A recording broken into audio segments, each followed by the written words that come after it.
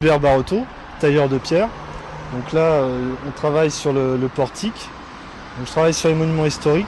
Le but du jeu, c'est qu'on ne voit pas notre action sur le monument. On doit s'effacer.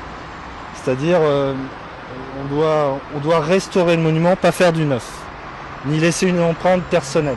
Je ne suis ni indépendant, je ne fais pas partie d'une société. En fait, je connais plusieurs chargés d'affaires et je les contacte. Je vois où est-ce qu'on a besoin de moi, sur quel chantier. Je négocie un peu les tarifs et je passe par un intérim pour les papiers. Donc j'interviens à plusieurs niveaux. Donc là, vous avez vu le micro-gommage. Le micro-gommage, la taille de pierre, certains relevés de cailloux avec le dessinateur et puis la finition. Alors en quoi consiste le gommage? Eh bien écoutez, c'est très simple. On doit nettoyer le caillou, le défaire de toutes ses impuretés dues à la pollution, aux effets du temps aussi, à l'érosion et tout. Donc on nettoie le caillou et on ne doit pas l'altérer sur sa surface, on doit conserver le grain. L'outillage, c'est une micro-sableuse, micro-sablage, micro-gommage, micro-sableuse. Et de l'archifine. De l'archifine, c'est une poussière de verre, c'est de la silice, qui va gommer, qui va rayer, enfin micro-rayer la pierre pour l'enlever de ses impuretés. Là, vous avez le pistolet avec la buse. Donc, suivant les modèles, vous avez des grosses buses, des petites buses. Ça, c'est une buse assez petite.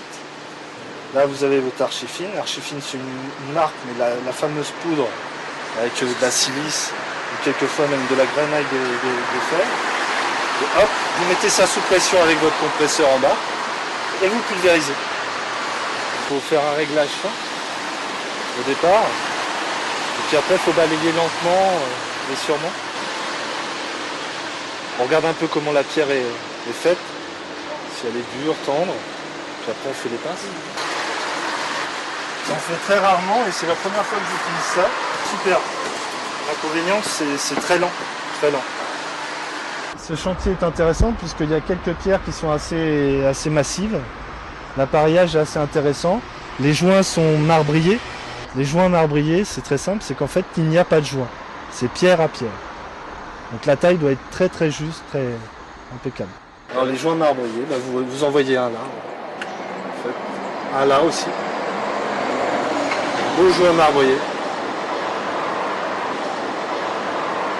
Là il faut voir exactement comment on va faire avec l'architecte. Si on bouchonne ou si on remplace des cailloux. Bouchonner, qu'est-ce que ça veut dire? On va évider, c'est-à-dire retirer la partie qui est malsaine, enfin qui est abîmée, faire joint marbrier partout, c'est-à-dire touche-touche, et on va juste changer cette partie. Vous pouvez remarquer en fait le ruissellement. Les parties claires, généralement, c'est les parties qui sont à l'eau, où l'eau ruisselle. Et les parties qui sont noires, les parties hors d'eau. C'est comme ça que vous pouvez voir sur un bâtiment où est-ce qu'il y a une fuite, où est-ce qu'il y a une partie plus érodée qu'une autre, puisque c'est là qu'il y a le nettoiement le plus direct. La pierre est à nu, parce que l'eau ruisselle et lave en continu.